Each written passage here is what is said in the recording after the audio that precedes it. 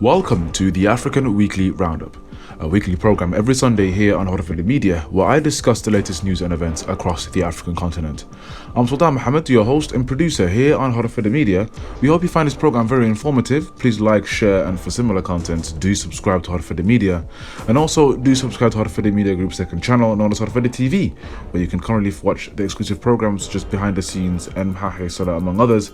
And last but not least, do follow myself, Sultan Mohammed, Suleiman Hashi, Yasin Abdi, and the wider HORUFADHI Media team on our social media platforms that should appear on the screen any moment.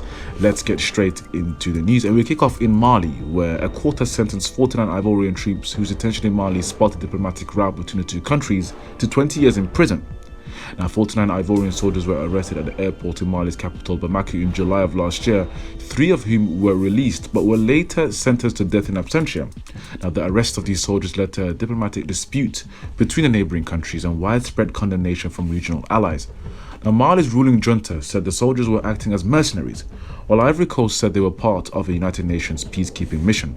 They were charged with attempting to undermine state security in August and convicted at a trial that began on Thursday and ended on Friday of last week, ahead of a January 1st deadline set by ECOWAS, West Africa's main political and economic bloc, to either release the soldiers or face sanctions.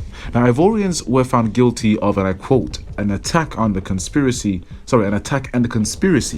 against the government and seeking to undermine state security, Public Prosecutor Laji Sarah said in a statement. And the court proceedings were held behind closed doors and were under heavy security. Now, Bamako also wanted Ivory Coast to hand over people who had been in its territory since 2013. However, Ivory Coast has rejected both demands and was prepared for extended negotiations to free the men, sources have said. An Ivorian delegation travelled to Mali just over a week ago for talks on the crisis, and the Ivorian Defence Ministry said it was on the way to being resolved. The agreement reached just over a week ago between Mali and Ivory Coast leaves the possibility open of a presidential pardon by Mali's junta leader Assimi Goïta. Now, on December 4th, the Economic Community of West African States, or ECOWAS, set New Year's Day as a deadline for soldiers' release, failing which the bloc would impose new sanctions against Mali, which we're currently waiting for. Now, over to Ethiopia, where Eritrean soldiers who fought in support of Ethiopia's federal government during civil war in the northern Tigray region are pulling out of 2 big towns and headed towards the border, according to witnesses and local officials. An Ethiopian official, speaking on condition of anonymity to Reuters, confirmed the Eritrean troops were withdrawing from Aksum and Shire. Now, the spokesman for the Tigrayan rebels did not immediately respond to requests from the media for comments. However, the withdrawal from Shire and Aksum followed a November 2nd ceasefire signed by Ethiopia's government and Tigray regional forces that require the removal of foreign troops from Tigray. Eritrea, however, was not a party to the deal, and its troops' ongoing presence in the big Tigrayan population centers has raised questions about the durability of the accord. It was not immediately clear if the Eritrean troops were leaving Tigray entirely or just pulling back from the certain towns. 3 aid workers in Aksum Shire said that they saw several trucks and dozens of cars parked with Eritrean soldiers on Thursday, leaving towards the border town of Shiraro. One of the aid workers said soldiers were waving goodbye. Now, one of the aid workers told Reuters that all the Eritrean soldiers had left Shire, but another said that a significant number had remained behind. It was not immediately clear what explained the discrepancy. Now, staying in Tigray, mediators between Ethiopia's federal government and authorities in the Tigray region are stepping up efforts to enforce a truce as relations between the two sides inch closer towards normality. Now, November 2nd ceasefire quietened a 2-year conflict, as aforementioned, that killed tens of thousands and displaced millions in Ethiopia, but the implementations of part of the deal has been slower than hoped. Now, the issue of Eritrean forces, the restoration of services, and humanitarian aid to Tigray were expected to be on the agenda of a monitoring team being set up by the mediators. And the mediators gathered in Tigray's capital, Mekelle. And Addis Ababa and Tigray's rebel forces have agreed to create the joint monitoring group, as set by the peace deal. Now, among the terms of the agreement was a provision to establish a monitoring and compliance mechanism so that both sides could be confident the truce was being honoured and any violation addressed.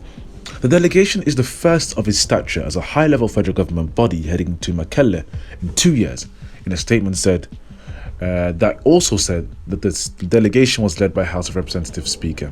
The agreement provides for the disarmament of rebel forces and the re-establishment of federal authorities in Tigray and reopening of access to the region. This gesture is an attestation to the peace agreement getting on the right track. and progressing, the statement said.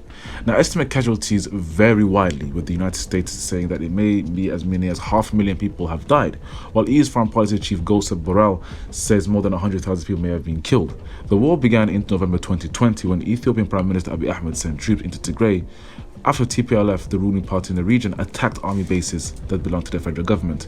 Now, all sides of the conflict have been accused of possible war crimes by the UN investigators, and the US has warned ethnic cleansing may have occurred in western Tigray. Aid has started trickling back into the Tigray region since the peace deal was signed in November, going some way to elevating the dire shortages of food, fuel, cash, and medicines. But the region of 6 million is still largely without electricity and phone lines, while internet and banking services have only partly been restored. Now, pro-government forces, specifically troops from Eritrea to the north and militias from Ethiopian regions of Amhara, are not mentioned in the peace deal but remain in Tigray, but have begun withdrawing from the region. Now, meanwhile, state-owned Ethiopian Airlines has kicked off the restoration of normality in Tigray with the resumption of flights on Wednesday to Mekelle, the first in 18 months, and Ethio Telecom reconnected its services to Mekelle and 27 other towns, while the government says humanitarian aid is being ramped up. Now, over to Congo, where the European Union on Saturday urged Rwanda to stop supporting the M23 rebel group, which has captured swathes of territory in North Kivu province in neighboring Democratic Republic of Congo. Now, the DRC, along with the United States and several European countries, has repeatedly accused its smaller Central African neighbor Rwanda of backing M23 rebels, although Kigali denies the charge. Now, the Tutsi rebel group has in recent months advanced to within a few dozen kilometers of the provincial capital of Goma. The European Union Foreign Policy Chief Borrell said on Saturday that the European bloc had urged Rwanda to stop supporting M23 rebels and use all means to press the M23 group to comply with the decisions taken by the East African community and at a November summit in Angola. It also firmly urges all states of the region to prevent the provision of any support to armed active groups in the DRC. He called on Kinshasa to take all measures necessary to protect civilian populations in the territory. Now, under heavy international pressure to disarm, the M23 group joined a ceremony last week to deliver the strategic town of Kimbuba to the East African military force as a goodwill gesture for peace. The EAC also said the group had to withdraw to the border between DRC, Uganda and Rwanda. However, the Congolese army promptly dubbed the Kimbuba handover a sham. Now, the EU's foreign policy chief comments come after a UN expert's report on the DRC indicated that it had collected proof of direct intervention by Rwandan defense forces inside DRC territory between at least November 2021 and last October. The expert report says Rwanda's troops launched operations to reinforce M23 against the mainly Hutu Democratic Forces for the Liberation of Rwanda, or FDLR, notably by supplying weapons, ammunition and uniforms. Kigali sees the FDLR as a threat, which justifies interventions inside the DRC. Now, Rwanda has also accused the DRC, where presidential elections are due to take place in December, of using the conflict for political purposes as well as of fabricating a November massacre of at least 131 civilians. A UN probe blamed the deaths on M23 rebels. Prior to the massacre, Angola had been mediating peace talks designed to pave the way for truce agreements. Now, in a statement on Saturday, Kinshasa welcomed the findings of the UN experts, which it said had put an end to the lies and manipulations of Rwanda. Given the gravity of the allegations, it called on the UN Security Council to examine the experts' report with a view to possible sanctions against Rwanda. Now, Rwandan President Paul Kagame, meanwhile, blamed Kinshasa for the chaos in its war-torn eastern regions in his New Year address.